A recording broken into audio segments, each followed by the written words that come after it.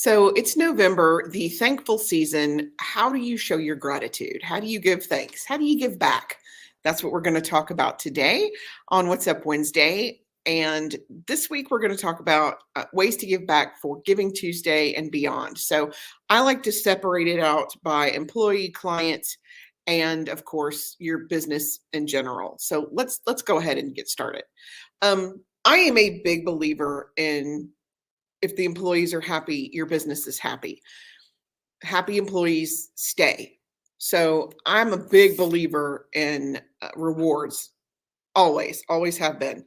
Um, I try to nurture that culture here. I try to reward consistently during the year instead of just Thanksgiving. So let's talk about some different things that you can do to make happy employees.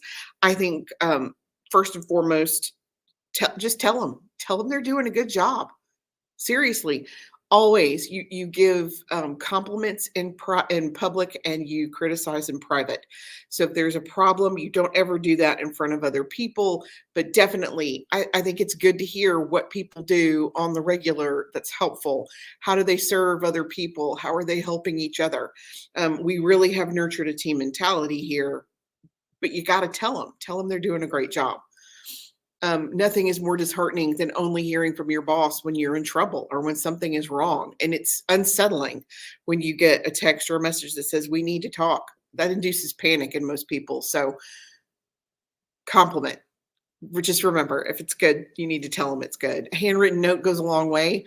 I think, especially now, in the time of email and electronics. And I think the only way I communicate with Madison is through video and memes. So, an actual written down something can go a long way. Um, Feed them whenever we come together for any kind of function, whether it's professional or whether it's more of a celebration of a team. I'm a big proponent in lunch. And I don't mean instead of a bonus, you're getting a $5 pizza. That's not what I'm talking about. I mean, when we do office days on Wednesday, the team that's here picks where they want lunch and we get lunch. Christmas, we come together. I try to get us together at least one other time during the year so that everybody can, again, and it kind of bonds as a team. And we have team members that are far flung. We have Ohio and Texas and, yeah, way out in Alabama. So it's good to get us together sometimes in a group, but feeding people, I think, again, goes a long way. Rewards and awards, which you can surprise them sometimes. My team's super competitive. And let's see, Becky. Thank you very much, Becky. That's very sweet. And I love that they love to be here. One of our employees is having her 6 or 7 year anniversary this month, which is crazy to me. One just had her 5 year anniversary. When we get a team member, normally we keep them long term. And I think gratitude is a big reason why. And flexibility of schedule, huge, that goes huge, especially when today everybody's trying to make you go back to the office. Settle down. The office space is really for the management team. It's for meetings if you have to have client meetings. Of course, we go live here because it's more conducive, it's quiet, it's easy to record. We do videos here, same reason. But the team can work very efficiently from anywhere. You don't have to have them crammed in the same space. Now, are they more than welcome to come? Absolutely 100%. And I think it goes a long way towards team culture. But that's the exact same reason that we have a team meeting once a week on Zoom, is to nurture that team culture. Again, you don't have to be in the same room to be connected to each other. So rewards and awards. Again, my team's pretty competitive. We do graphic competitions, and 'tis the season. They just did a Halloween competition where the winner got a gift card. We're about to have our Thanksgiving graphics will be this week, and then Christmas will be in 2 weeks. The graphics, not the holiday. And then we'll have New Year's ready in a couple of weeks. And we use that as an excuse to compete so that everybody has an opportunity to win a gift card. And of course, even that, I want to know, I don't just want to give them the gift card I want them to have. I want them to tell me what it is they want. Some people like Starbucks, some people like Amazon. Reward them how they want to be rewarded. Check in, touch base, especially when they're absent, especially when they're remote. I think it's a good idea to touch base at least once a week. I don't think you have to bug everybody every day, but I think it's good for them to hear from you at least once a week. Or at least that's my personal. Some folks need more, some folks want less. again, you kind of have to gauge it based on the employee. Host company events when possible, whether it's a dinner or a party or a conference. Coming together as a team periodically can be super helpful, especially for your bonding. Celebrate birthdays and anniversaries. We do bonuses here for birthdays and anniversaries. I love that. We always will celebrate birthday, anniversary, and employee appreciation day and Christmas, because I feel like 4 times a year they know they're getting something from the company and it's something to look forward to. I love stuff like that. That makes me happy. Offer training opportunities. They're never going to get better if you do not allow them the time and the space to do that.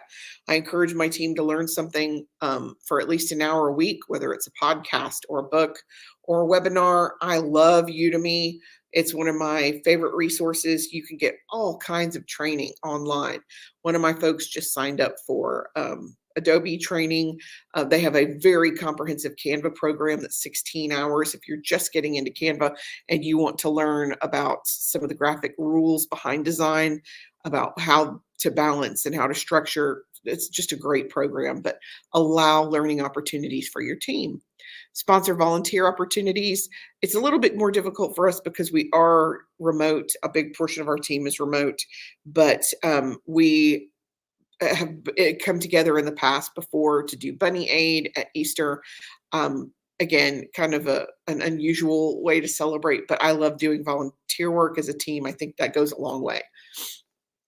And plan a retreat. If you have the ability to bring everybody together in one location, I think that would be great. I would love to do that next year, where I can if I can find a location that's kind of central to everybody, where we could put everybody in the same house.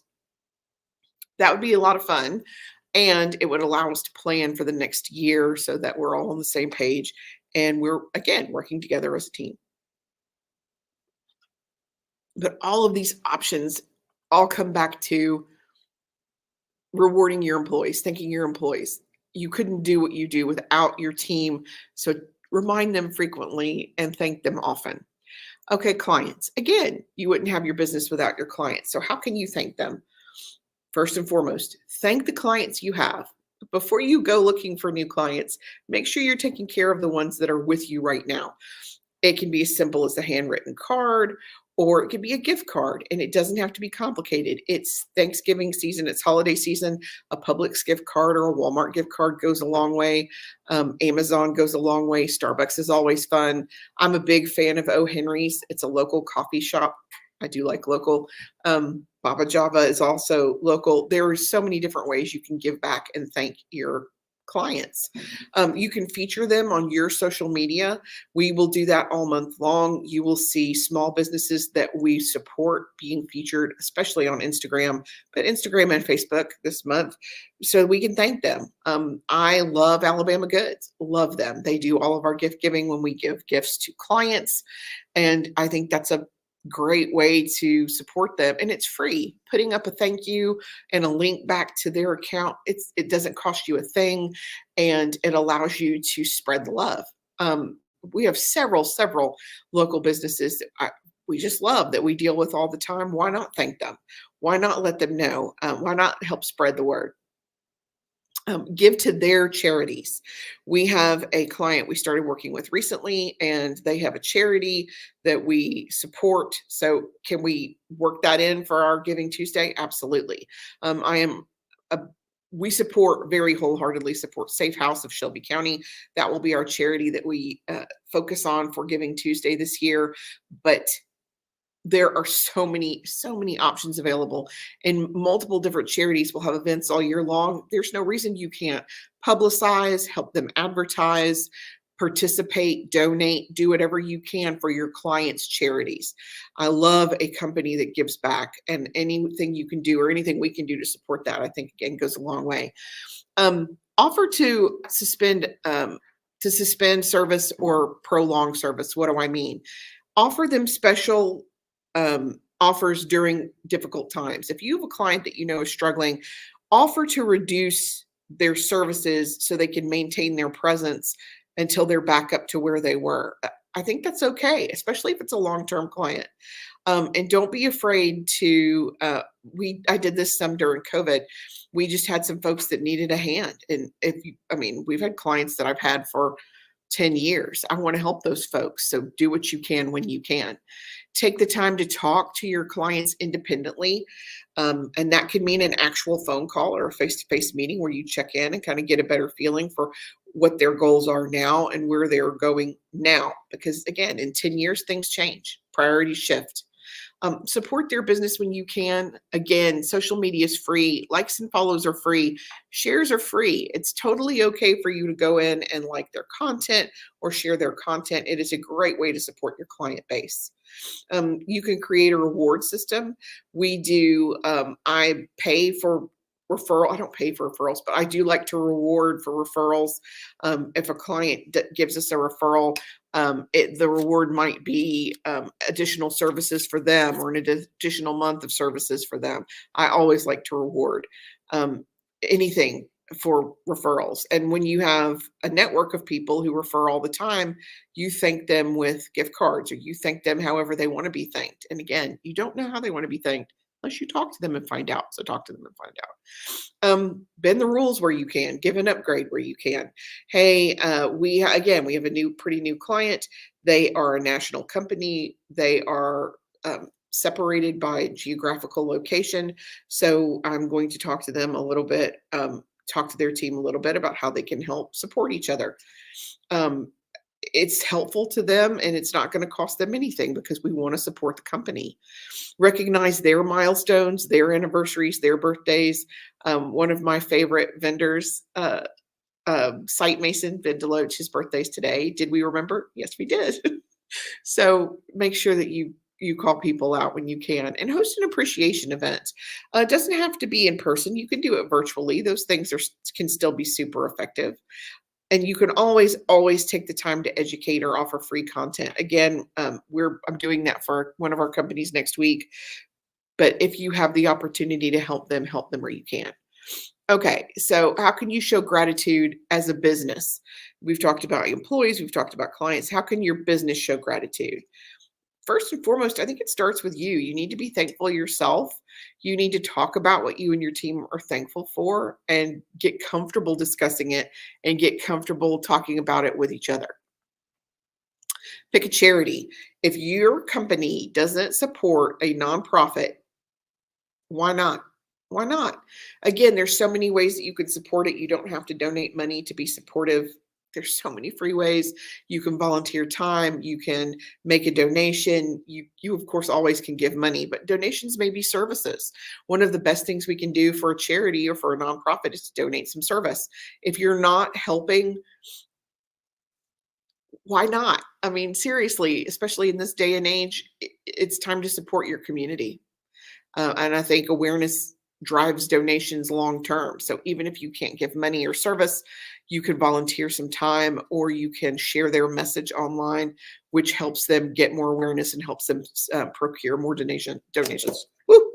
I was almost wearing this hot tea. Host a contest.